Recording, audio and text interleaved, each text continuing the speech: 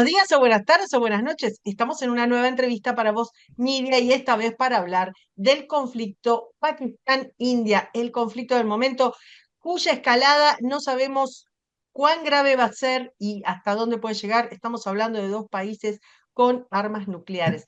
Es un lío tremendo. Para explicarnos de qué se trata, nos acompaña Luciano Mondino. ¿Cómo estás, Luciano? Hola Karina, ¿qué tal? Buenos días. Y Guillermo Laferrier. ¿Cómo estás, Guillermo? ¿Cómo están? Gracias por invitarme, un gusto estar con ustedes.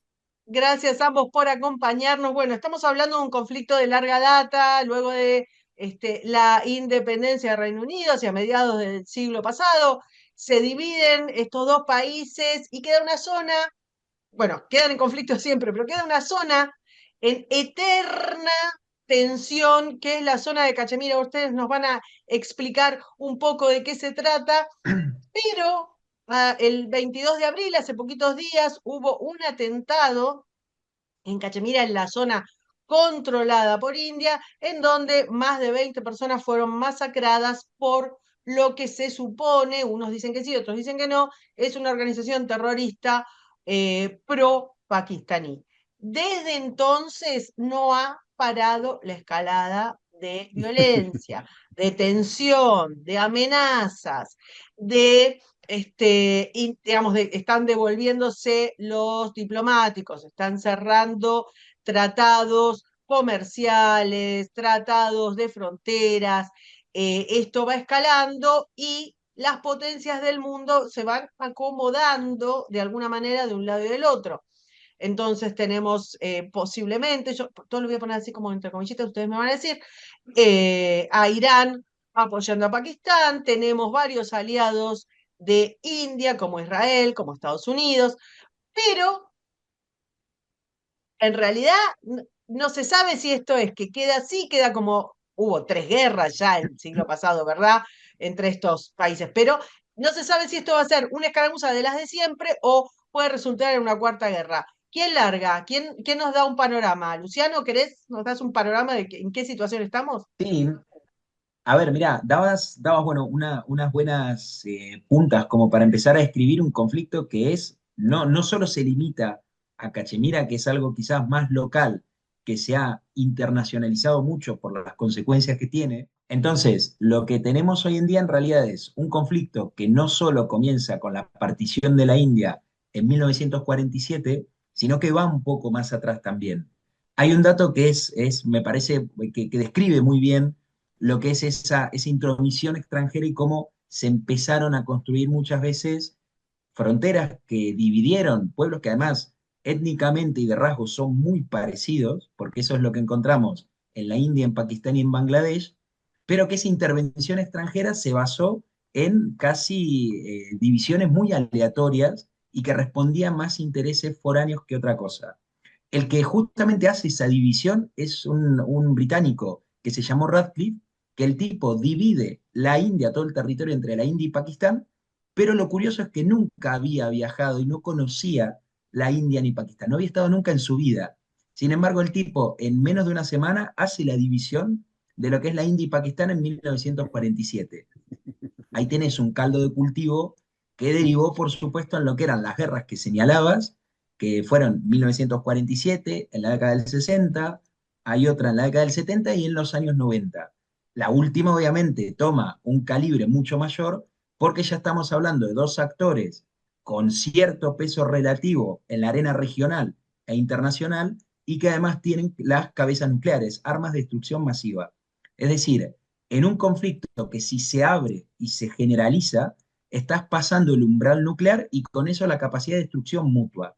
Entre Pakistán y la India tenés cerca de 400 cabezas nucleares, cerca de 200 cada uno, con un agravante mayor todavía que es en el caso de Pakistán, que es un Estado islamista cuyo proceso de toma de decisión política y también militar entra muchas veces en tensión con esos factores religiosos que son inamovibles en esos estados islámicos.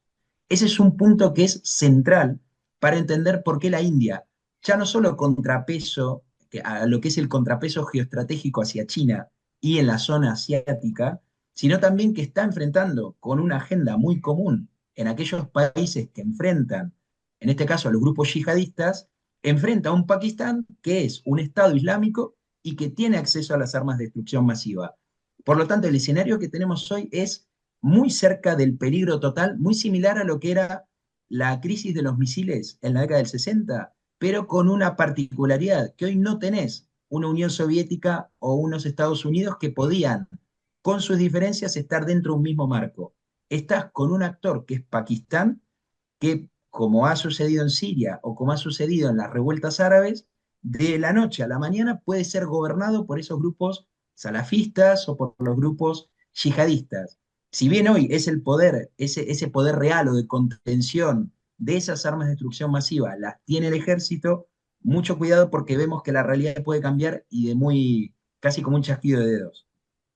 Guillermo, A ver, agregaría, hizo Luciano un panorama muy claro de la situación. Voy a hablar de traumas y de ciertas cuestiones que nos pueden explicar también un poco más de esta cuestión de Pakistán y la diferencia con la India. Las guerras que mencionó Luciano fueron, claro, del 47-48, 65, 71 y la del 99. Todas ellas ganó la India. Siempre, en cada una de las guerras, la India se impuso. Eso por un lado. La guerra del 71 es digamos, genera una grieta y una situación terrible para Pakistán, porque como dijo Luciano, el Pakistán oriental, hubo unas elecciones en Pakistán, y ya voy a volver a eso, en Pakistán ganan la mayoría de las bancas los tipos que son de bengalíes, y los tipos que están allá, porque la capital era Karachi en esa época, dijeron, no, ni loco. ¿Y qué? Mandaron el ejército, levantamiento, y la India aprovechó la volteada con Indira Gandhi, generó un proceso de subversión, alimentó, metió el ejército y en 15 días Pakistán Oriental se convirtió en Bangladesh. Desde ese momento, el primer ministro que tuvo Pakistán fue Zulfikar Ali Bhutto, el padre de Benazir y el abuelo de Balwi, que es el nieto que está hoy haciendo política. Zulfikar dijo, Pakistán comerá pasto pero tendrá el arma atómica. Y eso fue el pie para que Pakistán tuviera el arma atómica. Como dijo Luciano, las tensiones islamistas en Pakistán han recrudecido, sobre todo a partir de los años 80. Pero hay que tener en cuenta que con la muerte de Jinnah, que fue el tipo, que, a ver, aparte de los británicos, ¿no es cierto? Pero Jinnah también jorobó para generar este país que es Pakistán. Con la muerte de él, todo lo que es la estructura política de Pakistán está tutelada por el ejército, no las Fuerzas Armadas, el ejército. El ejército toma las decisiones estratégicas. El ejército decide si va o no a la guerra. El ejército contiene el servicio de inteligencia secreto, el ISI, que es un servicio de primerísimo nivel, ¿no es cierto? Y que depende del ejército. Y en estos días el ejército colocó al jefe de ese servicio de inteligencia como el consejero de seguridad nacional del gobierno, es decir, directamente te están diciendo estamos manejando. En el tema nuclear, y cierro con esto, hay una diferencia muy importante cualitativa para la India con respecto al tema nuclear, que tiene que ver con dos o tres cositas. La primera, la India tiene capacidad de lanzar vectores nucleares desde submarinos las 24 horas del día de todo el año, y eso Pakistán no lo tiene. Segundo, la India tiene acceso a tecnología MIRV, que es decir, que las cabezas de sus vectores nucleares no portan un solo artefacto nuclear, sino varios. Es decir, que cuando reingresa la ojiva a la atmósfera, se divide y puede un solo vector batir 7, 8 blancos. Y el tercer aspecto es algo que mencionó Luciano y que afecta a las armas nucleares.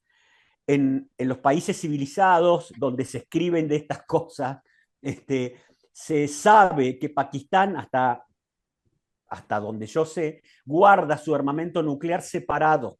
De un lado, lo que vendría a ser el arma nuclear propiamente dicha. del otro lado el vector y en otro lado lo que vendría a ser la espoleta, que sí tiene otro nombre, para hacer explotar. ¿Por qué? Porque como dijo Luciano, tienen miedo que una facción islamista con apoyo militar se haga de un arma nuclear. Pakistán es un verdadero agujero negro con armas nucleares.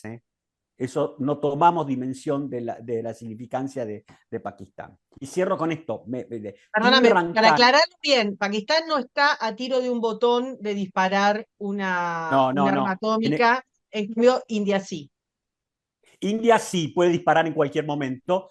Pakistán en el año 99, cuando fue la crisis de Kargil, tanto Pakistán como India, lo niegan ellos, desplegaron armas como para hacer un lanzamiento nuclear. Ahí salió George Shultz, que era el secretario de Estado de Estados Unidos en ese momento, y a viajar entre Delhi e Islamabad para bajar los cambios. Pero claro, una decisión de Pakistán de alistar sus armas nucleares es mucho más compleja que una de la India. Y recordemos algo con respecto al tema de la tutela militar.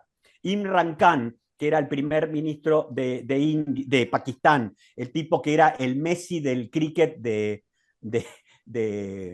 de Pakistán, ¿no es cierto? Cricket, un deporte aburrido, sí lo hay, ¿no es cierto?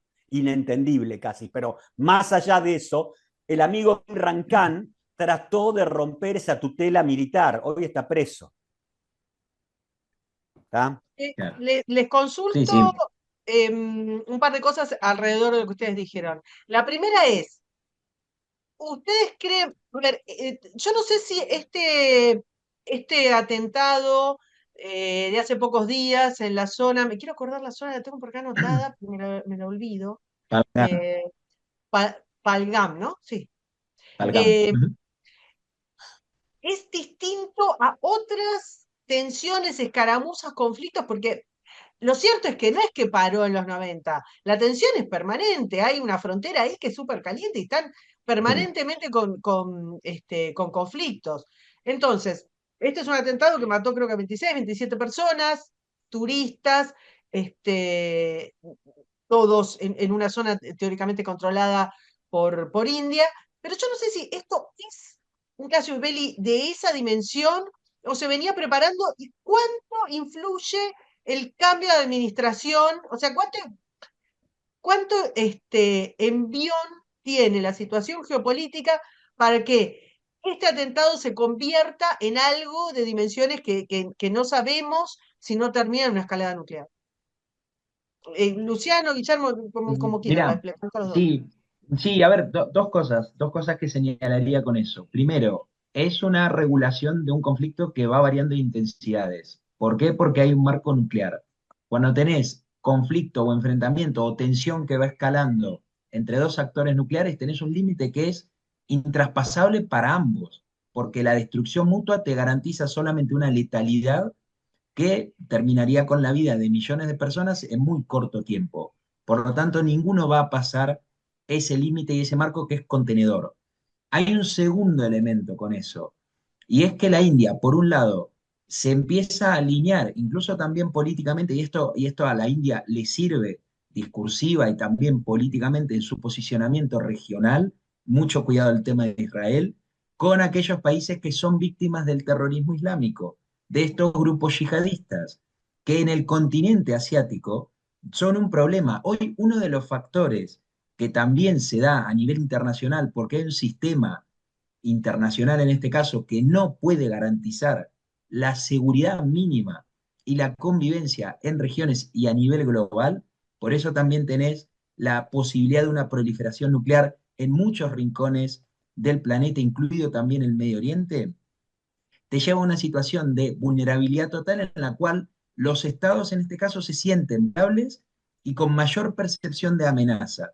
Eso India hace una correcta lectura y tiene una utilización de un hecho que sucedió, que fue en Palgam, que han asesinado a 22 civiles indios con la excusa de que iban a ocupar zonas de Cachemira, que además están repartidas entre India, Pakistán y también influencia de la China, y en este caso que India les sirve para posicionarse con esos países que están combatiendo con esos grupos yihadistas. Insisto, hoy eso es un tema que quizás no se suele seguir mucho, pero sí que es un factor que está dividiendo aguas a nivel global y que está trayendo sobre la mesa una cuestión que es central, que es lo que hoy decía Guille.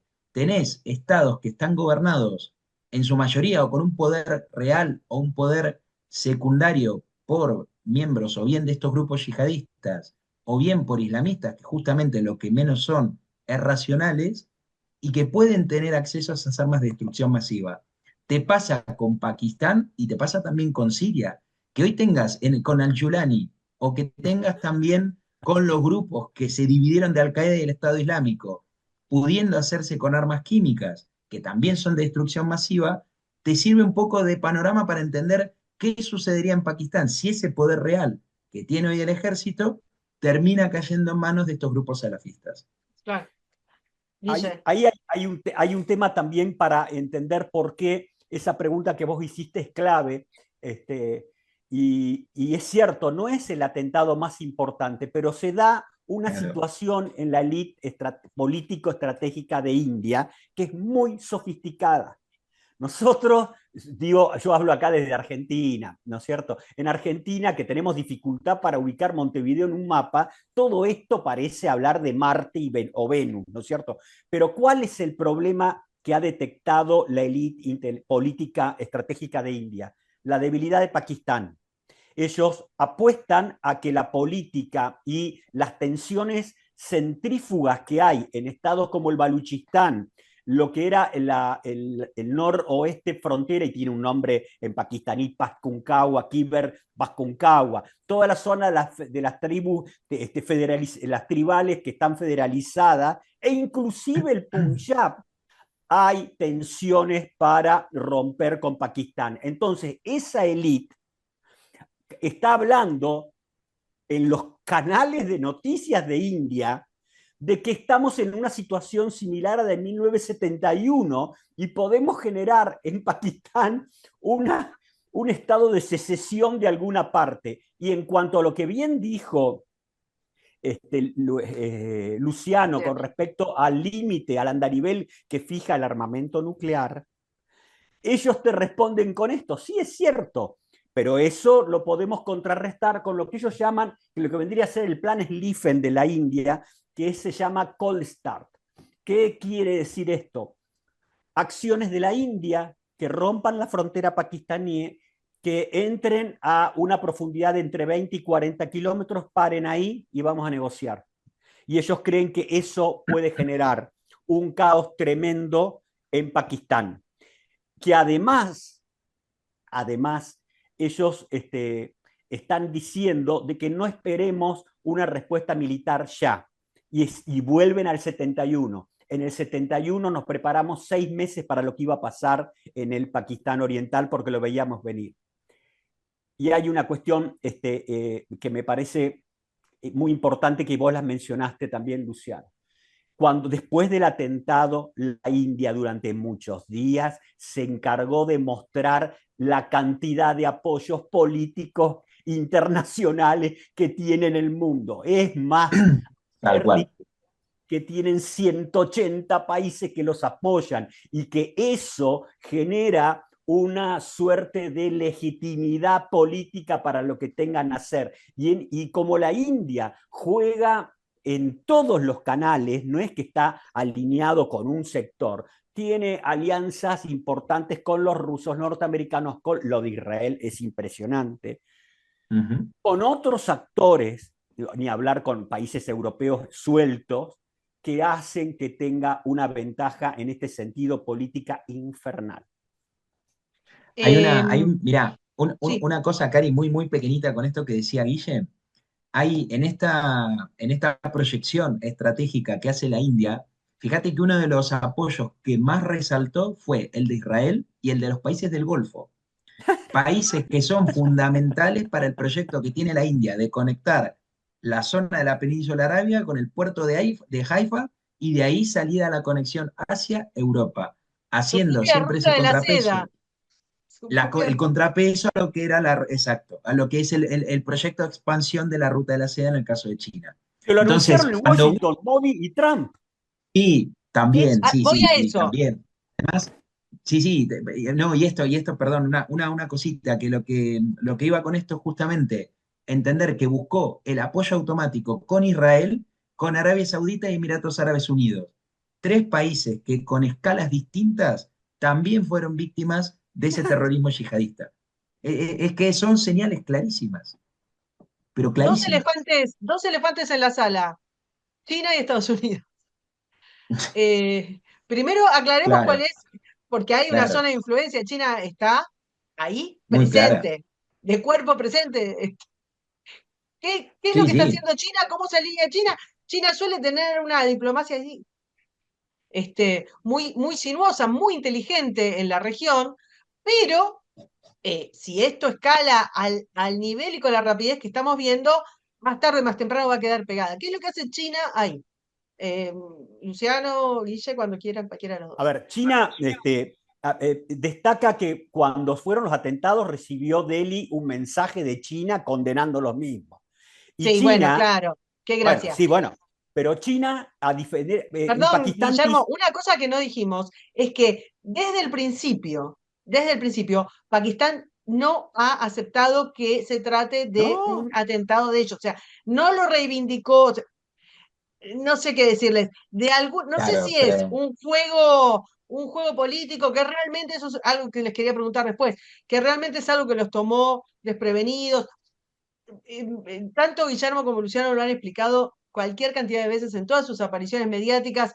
Esto no es controlable tampoco. Son todos estos pequeños grupos, son todos grupos fanáticos, atomizados. Entonces, la verdad es que te genera un casus belli en cualquier momento, en cualquier lugar del mundo, porque estamos hablando claro. de un espacio que no es orgánico. Entonces, quería decir esto, Pakistán de movida dijo, no, no, esto no es nuestro, no es nuestro, obviamente que nadie les cree, pero no sé si los tomaron de sorpresa. Ahora sí, perdóname, Guillermo, soy...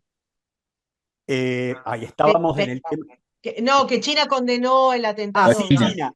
Ok, ok.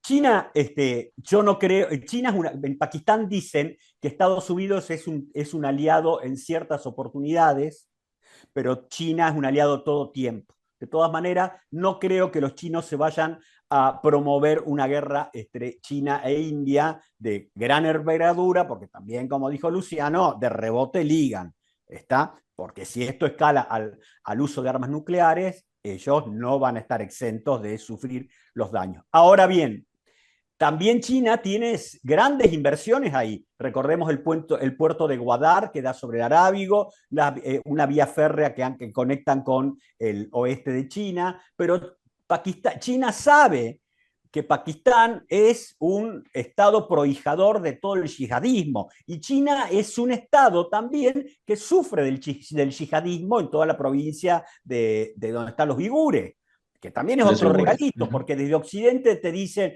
mirá cómo hacen los chinos. Sí, yo te regalo los tipos estos también. Cuidado. Entonces, yo no creo que China se vaya a meter en este tema.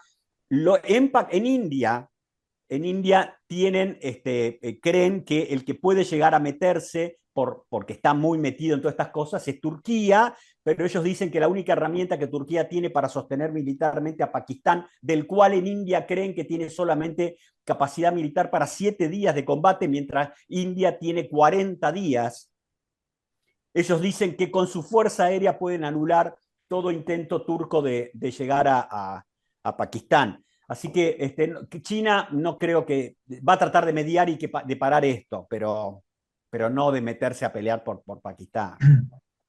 Sí, Luciano. además, China, no, y además también China tiene un objetivo que diplomáticamente lo ha mostrado en muchísimas ocasiones, que es no intervenir directamente en asuntos Ah, internos. Eso es el pie de la de China hoy, y exprimir al máximo esa zona de influencia, especialmente en área de comercio. Si se te complica India y Pakistán, que te va a arrastrar a una guerra que va a envolver a millones de personas y que además va a generar una tasa de letalidad altísima por lo que es el propio terreno, tanto en la India como en Pakistán, y la capacidad de daño mutuo, sin llegar a lo que son las armas nucleares. En este caso, China se complica y se complica muchísimo, porque sabe también que necesita de la India para sostener muchos de estos factores que en definitiva estamos viendo distintos países que señalan un enemigo en común, que es este fenómeno yihadista. Países que con distinta medida lo sufre China también, el caso de los uigures que decía Guille, y también India significa una partición o cierta contención para esto. Por lo tanto, entiendo que va a sostener lo que viene sosteniendo hace muchísimos años y que va a ir por esa senda, especialmente exprimiendo aquellas zonas de influencia donde o algún país occidental o la propia India pueda dejar relegado, y ahí China es donde va a intentar entrar con medios económicos. Viene haciendo lo mismo hace por lo menos 20 años atrás, y que lo vienen acelerando y lo vienen profundizando. Y lo otro que les decía es Estados Unidos. ¿Qué diferencia ven ustedes ahora? Tenemos un cambio de administración que Ujú. apenas lleva 100 días, Ujú. eh, en un, en un tablero geopolítico que se aceleró Y sí, muchísimo. No, no solo no terminaron las guerras en un día, como decía el presidente norteamericano, sino que se aceleraron. Estamos hablando de la guerra en Europa, estamos hablando de la guerra en Medio Oriente, y además empezaron estos focos que son altamente peligrosos. ¿Cómo lo ven? Es cierto lo que vos decís. Hace poco tiempo se reunieron Modi y Trump. Tienen una excelente relación. Modi se encargó también de mostrar sus fotografías con Netanyahu. O sea, están haciendo, es cierto, un gran trabajo diplomático, pero ¿cómo ven a Estados Unidos en esta situación si esto escala? mira, Estados Unidos está desesperado por enfriar los hotspots, está desesperado y no le está yendo bien. No le No. está yendo bien porque la situación de cada uno le juega en contra. Pero más allá de esto, es bueno recalcar que Estados Unidos también ha tenido sus idas y vueltas con la India. ¿Por qué? Porque así India e Israel son casi, merecen que Plutarco resucitara e hiciera una vida paralela, porque India e Israel te da un vidas paralelas, te da un vidas paralelas. En 1971, cuando se produce esta guerra en la cual se secesiona el Pakistán Oriental y se convierte en Bangladesh, Estados Unidos estaba muy aliado del presidente de Pakistán, que era un militar. El tema está que, creo que era CIA el apellido, Z-I-A. El tema que este pibe que estaba en Pakistán era el que le estaba abriendo las puertas a Kissinger para su viaje a China. ¿Está? Entonces, es por esa razón que cuando la guerra estalla, los norteamericanos ponen una flota en el Golfo de Bengala como para contener a China. Y China no, a India. India no les dio ni bola, porque desplegó sus grupos de portaaviones, tenía uno en ese momento, hoy tiene dos grupos de portaaviones, e hizo un desastre en el Pakistán que hoy conocemos, en toda su zona costera, y operó. ¿Qué quiero decir? Que Estados Unidos ha tenido una relación igual que ha tenido Estados Unidos con Israel. Y lo mismo sucede con Israel y la India con Rusia, porque Rusia es para India e Israel un tipo con el cual saben entenderse desde hace muchos años, con el cual, no voy a decir tienen una alianza, y no sé, pero tienen contactos muy profundos que son mucho más viejos que la Que Putin. relación que ha tejido esta India con Estados Unidos o Israel con Estados Unidos. Y quiero aclarar algo más, porque también hay que entender esto. Cuando Pakistán genera su bomba atómica, muchos años después le pasa la tecnología a Corea del Norte. Y cuando Francia con De Gaulle genera su arma atómica, le asiste tecnológicamente a Israel. El arma nuclear no la logra Israel por la ayuda de Estados Unidos, la logra a pesar de Estados Unidos y con la ayuda de Francia. Es mucho más complejo la línea que la que creen que la gente que Israel es un aliado de Estados Unidos todo Y tiempo. ahí te pregunto, ampliar el panorama y la complejidad de las relaciones y la ambigüedad de las relaciones, dependiendo además de los intereses de los países y de los gobiernos de esos países en el tiempo. ONU obviamente se ofreció a mediar. Bueno, no se burle. Guterres ayer, sí. Sí, se ha ofrecido a... Bueno, es lo que tiene que hacer también. Alberto Fernández también. Sí. Sí, estaría bueno que viaje Alberto Alberto. Claro. Fernández, sí. Una Bueno, comitiva de 100 chicas, vaya. digamos, Pedro de los que Sánchez, se sí, sí. ofrecieron a media... No, pero me interesa preguntarles esto, porque se ofreció, obviamente ONU se ofreció, obviamente actores de la Unión Europea se han ofrecido, obviamente Irán se ha ofrecido, porque es un mediador tan imparcial. ¿Cómo les parece que juega Europa en todo esto? Más allá de la intrascendencia o no. ¿Cómo les parece que ustedes nombraron actores europeos? ¿Cómo les parece que puede jugar OTAN en todo esto? ¿Qué roles pueden tener o ninguno? Porque es como, es ese tipo de hilito que si tirás es una madeja gigante, todo está interconectado. Sí.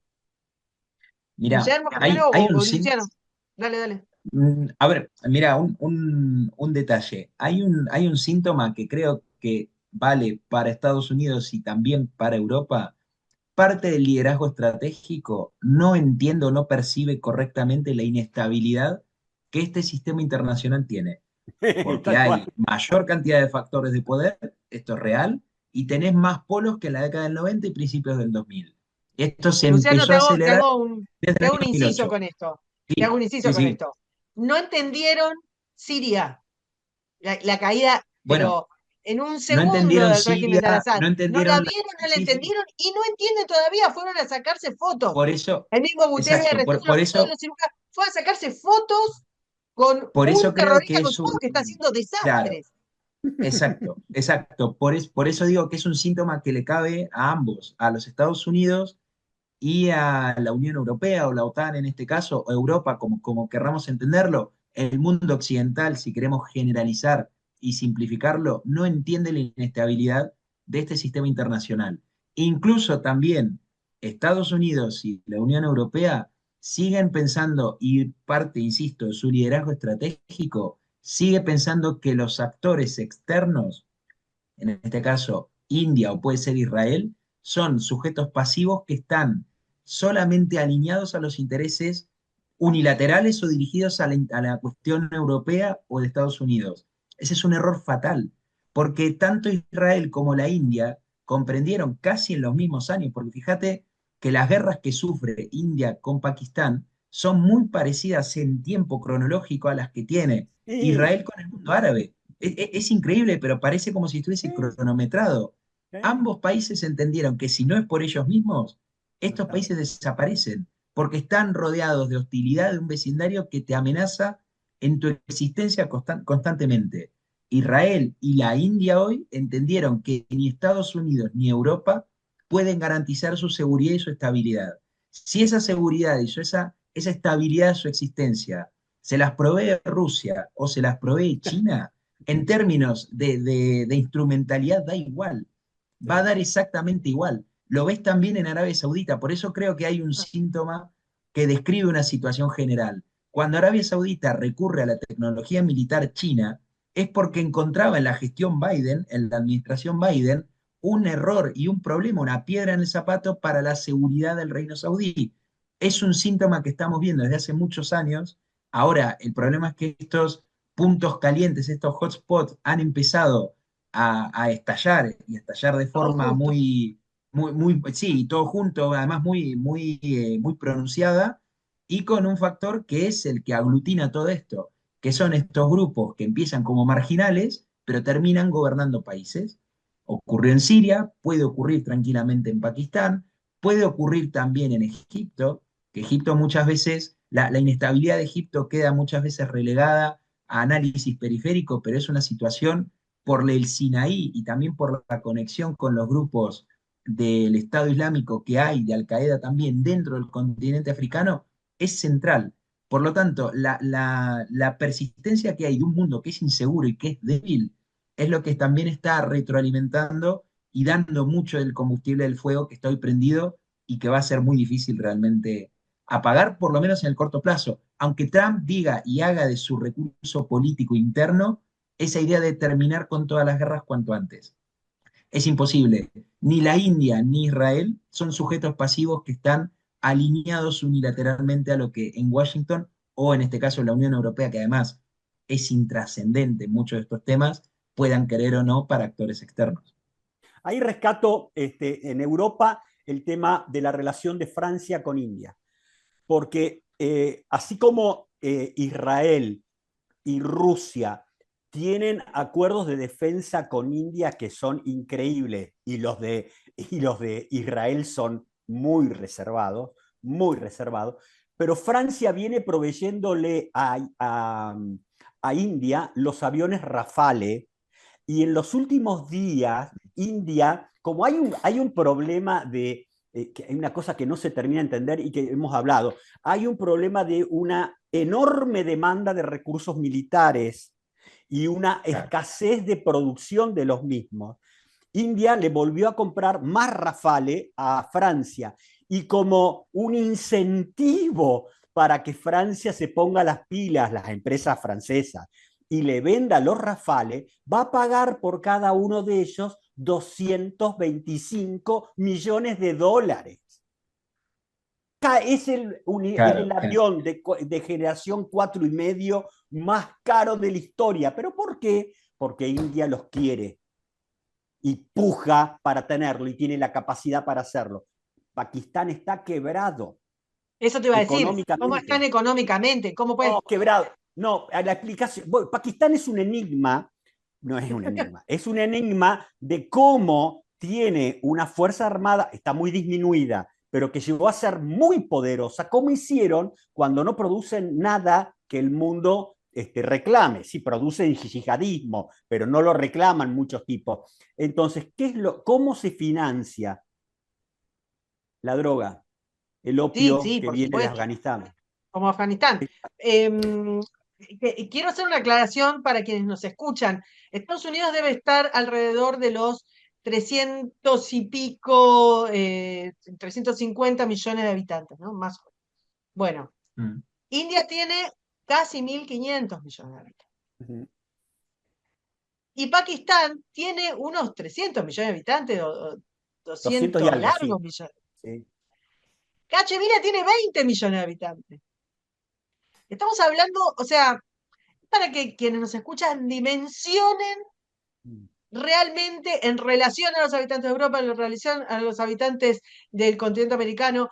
Estamos hablando, cuando ustedes hablaban de producción, de hambre, de destrucción, estamos hablando de una zona humanamente muy caliente. Cualquier cosita es una masacre, pero de verdad Sí. es una masacre. Ahí yo Cuando quiero vos rescatar, estás... sí, perdón. No. No, quiero rescatar algo que dijo Luciano, que también me parece muy importante. Tanto en Medio Oriente, Israel, como en el Índico, la India, generan ellos su propia dinámica estratégica. Todos los parámetros de decir, bueno, esto es una zona que se mueve dentro de la órbita occidental, no juegan. Ellos tienen su propia dinámica y actúan en esa región con libertades que no tienen una potencia media, sino con libertades que en general tienen las grandes potencias. Entonces, cuando hablamos de estos dos países, estamos hablando de estados que no juegan digamos, en los andariveles de si los que estamos del lado de Occidente a full o los que estamos del otro. No, juegan en todo el escenario. Está porque Claro, nadie les garantiza nada. Claro, pero ¿por qué? Fíjate una cosa, que si no, al no garantizar nadie nada, la alternativa a eso es la aniquilación completa. Claro. Eso es lo que percibe Israel y lo que percibe la India. Por lo tanto, en esa percepción y la propia dinámica estratégica, te lleva a tender puentes con muchísimos actores y con una cosa que creo que además es muy clara.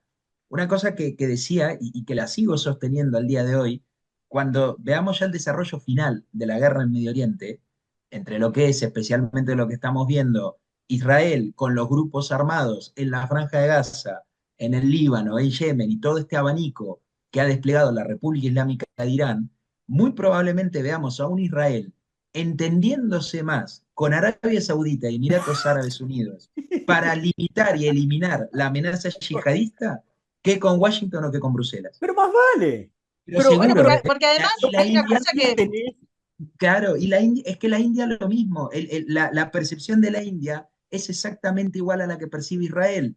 No tengo garantías en lo que Occidente me ofrece. Tengo que ir hacia otro lado. Si es Rusia, si es Israel, si es Irán, porque también hay relación con Irán, acá Tal entra cual. también la cuestión energética y del recurso del hidrocarburo, que es central para un país como la India, por eso también Sí. entra China. Es un abanico tan complejo que se ha desplegado en los últimos años y que entiendo que la lectura que hace, en este caso Estados Unidos y Europa, por eso digo que es, a mi juicio, es errónea. Siguen pensando que es un mundo que responde unilateralmente a lo que Estados Unidos y Europa digan. Ahora, si vamos a lo crematístico, fíjate vos Sí. que en, el acuerdo económico comercial que, que ha firmado la India con Estados Unidos hace que para el Ujú. 2030 el intercambio entre ellos sea de 500.000 millones de dólares. Yo digo Claro. porque Sí, acá en sí. Argentina piensan que la India es un país de faquires, No, pero semidesnudos, es ¿viste? No, importante no, resaltar, periférico. esto que no quiero perderme este detalle de la situación económica en la que se encuentra Pakistán No, sí. La y de ruina. la situación, que, digamos, de prosperidad creciente en la que está en las últimas décadas de la India.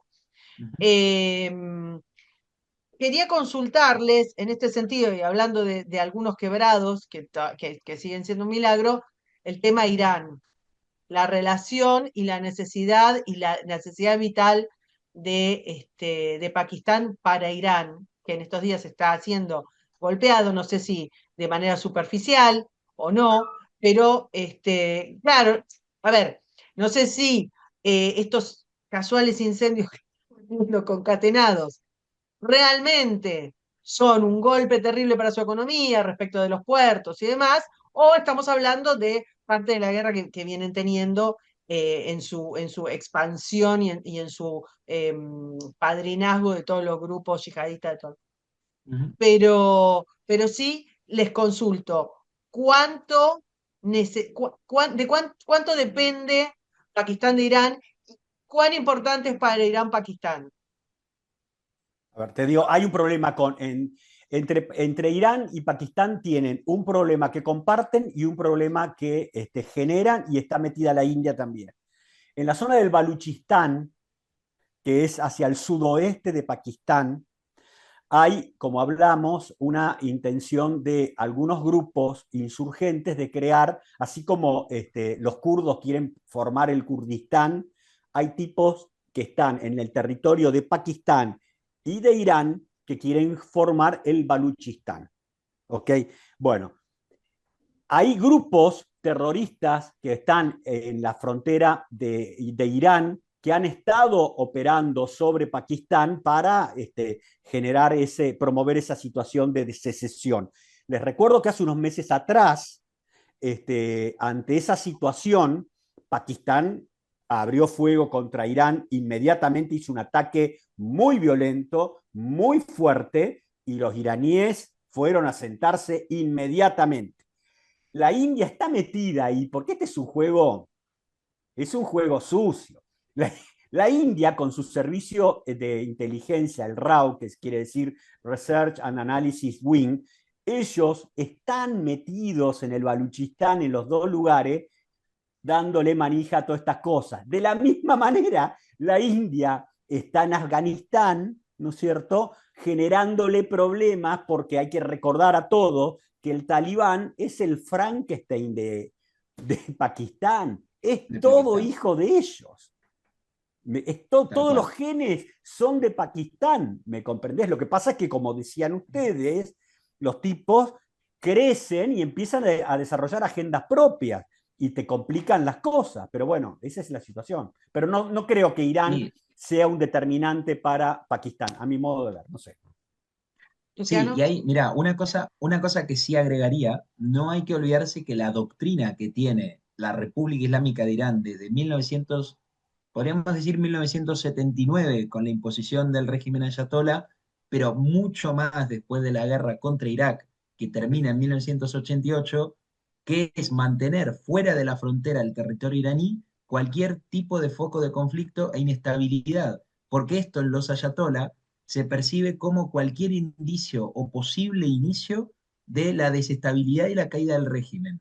Por lo tanto, Irán puede establecer vínculos y grupos subsidiarios o proxies en el Líbano, como ha hecho, o en Gaza, o en Yemen, o en Siria, o en Irak, pero no va a tener ningún tipo de miramiento a la hora de sofocar cualquier tipo de inestabilidad interna dentro de Irán. Y eso es también lo que señala el liderazgo estratégico de Irán contra Pakistán. Hay una cuestión que sí retomaría, que sí creo que es quizás una visión que está teniendo Irán al día de hoy, que también puede servir de lección para el futuro cercano. Vemos en Pakistán un Estado islamista con acceso a las armas nucleares y la cierta impunidad que da a la hora de gestionar muchas maniobras y muchos límites que se plantean también en la guerra, y esto India lo sabe y lo sabe también China. Hoy la República Islámica de Irán está también en una carrera armamentística nuclear, que si no es frenada a tiempo, y creo que solamente quedará entre Estados Unidos e Israel la vía militar para terminar con el programa nuclear de Irán, en muy poco tiempo, quizás meses, vas a tener un Pakistán, que es este Estado islamista con armas nucleares, en el territorio de la República Islámica de Irán. Un régimen que es criminal como el de Ali Khamenei, del líder supremo de Irán, con acceso a armas de destrucción masiva y que van a ser usadas. Mirá, hace unas semanas atrás escuchaba del organismo de energía atómica que decían que aunque Irán consiguiese esas armas nucleares, no necesariamente las iba a utilizar. No Ah, entienden que la genial. doctrina justamente Eh, que le sigue a la obtención de esas armas contempla la utilización de las mismas. El que las busca es porque las va a usar. Y si claro, Irán las tiene, las va a usar contra Israel, las va a usar contra la presencia de Estados Unidos en el Medio Oriente y la va a usar también contra los Estados árabes. Por eso la clave ahí está, entender que el peligro que representa hoy Pakistán es un posible peligro que puede representar en términos nucleares la República Islámica de Irán en muy poco tiempo. tal cual. Por eso creo que ahí hay un juego, una sinergia que es fundamental. Bueno, a ver, nos hemos quedado mucho más intranquilos de lo que ya estábamos. Yo les agradezco mucho haber compartido estos momentos con nosotros, habernos dado tanta claridad y veremos qué es lo que pasa. La verdad que está como todo muy finito, todos los días tenemos un avance más en las tensiones entre los dos países. Todos los días hay un tratado, hay una orden, una provocación. Es realmente, creo que uno de los problemas más importantes que tenemos. A veces parece que el foco informativo está en cuestiones menores, digamos, o menores en proporción a lo que puede pasar, sin ver que el mundo se ha vuelto realmente muy, muy, muy peligroso en estos días y este es uno de los lugares claves. Luciano, Guillermo, les agradezco muchísimo habernos acompañado y nos vemos en la próxima. Chau, chau. Muchas Saludos a gracias. todos. Un Hasta saludo. luego.